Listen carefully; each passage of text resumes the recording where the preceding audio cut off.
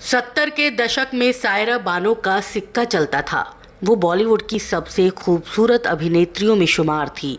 वो न सिर्फ बेहतरीन अदाकारा थी बल्कि बेहद पढ़ी लिखी एक्ट्रेस थी। सायरा की मां नसीम बानो ने उन्हें लंदन में पढ़ाया था। सायरा बानो की मां नसीम बानो बॉलीवुड की पहली सुपरस्टार थी, लेकिन ये मुकाम पाने के लिए नसीम बानो को बहुत ज़्यादा संघर्ष करना पड़ा, क्योंकि उनकी मां और नानी दोनों ही तवायफ थी। उस जिंदगी से निकलकर फिल्मी पर्दे पर आना और सुपरस्टार बनने की राह आसान नहीं थी। नसीम बानो की मां छमिया बाई उर्फ शमशाद बेगम एक तवायफ थी और दिल्ली में उनका खुद का एक कोठा था। वो बेहद खूबसूरत थी और उनका कोठा बहुत मशहूर था। अंग्रेज और नवाब उनके कोठे पर अपना दिल बहलाने आया करते थे। दरअसल शमशाद बेगम की मां जुम्मन बाई उस कोठे में तवायफ थी। जुम्मन बाई जब 7 साल की थी तब उनके पिता ने उन्हें इस कोठे पर बेच दिया था। पिता को बेटी बोझ लगती थी और इसीलिए वो अपनी बेटी को हसनपुर के एक कोठे में बेच आए थे।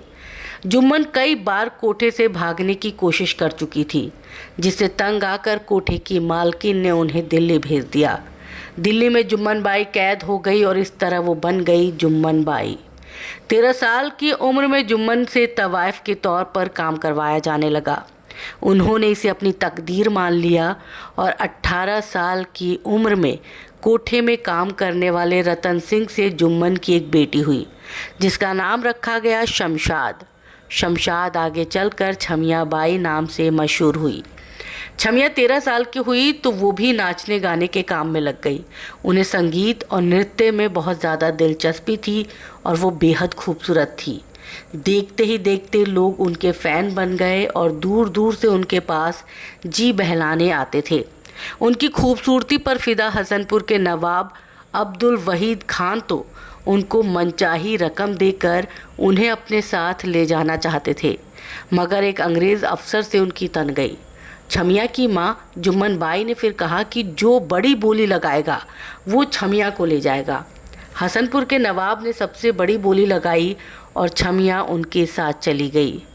हसनपुर के नवाब ने उन्हें अपने दूसरे बंगले में मिस्ट्रेस के तौर पर रखा और यहीं उनकी बेटी रोशन आरा बेगम का जन्म हुआ। ये बेटी आगे चलकर नसीम बानो के नाम से पॉपुलर हुई। नसीम का बचपन से सपना था कि वो फिल्म एक्ट्रेस बने और इसी सपने के लिए वो एक बार माँ के साथ शूटिंग देखने मुंबई पहुंची। फिल्म मेकर सोहराब मोदी ने नसीम को देखा और उन्हें फिल्म ऑफ़र कर दी। अपनी माँ को मनाकर पढ़ाई बीच में छोड़कर नसीम मुंबई शिफ्ट हो गई।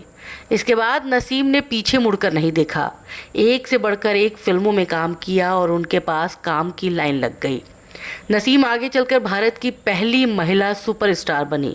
नसीम ने फिल्म प्रोडक्शन से जुड़े एहसानुल हक नाम के एक शख्स से शादी की और इनकी बेटी के रूप में पैदा हुई सायरा बानो। सायरा बानो के एक भाई भी हुए जिनका नाम सुल्तान रखा गया। सायरा बानो 23 अगस्त को मसूरी में पैदा हुई। सायरा के जन्म के 3 साल बाद भारत पाकिस्तान का बंटवारा हुआ तो उनके पिता पाकिस्तान चले गए। सायरा की मां का काम मुंबई में था, इसलिए उन्होंने भारत छोड़कर जाने से मना कर दिया।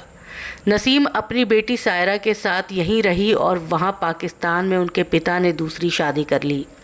यहाँ नसीम अच्छे पैसे कमाने लगी और अपने बच्चों की पढ़ाई के लिए लंदन भेज दिया। सायरा को बचपन से ही फिल्में अट्रैक्ट करती थी। वो माँ की फिल्में देखा करती थी और उनकी तरह ही एक्ट्रेस बनना चाहती थी। उस समय दिलीप कुमार भी फिल्मी दुनिया में अपनी पकड़ बनाने लगे थे। नसीम बानो और दिलीप कुमार ने साथ में कई फिल्में की थी और दोनों अच्छे दोस्त भी थे। सायरा जब भी भारत आती थी यहाँ की फिल्में देखा करती थी। सायरा बानो बचपन में दिलीप कुमार से शादी करने के सपने देखती थी और देखते ही देखते ये सपना भी हकीकत में बदल गया।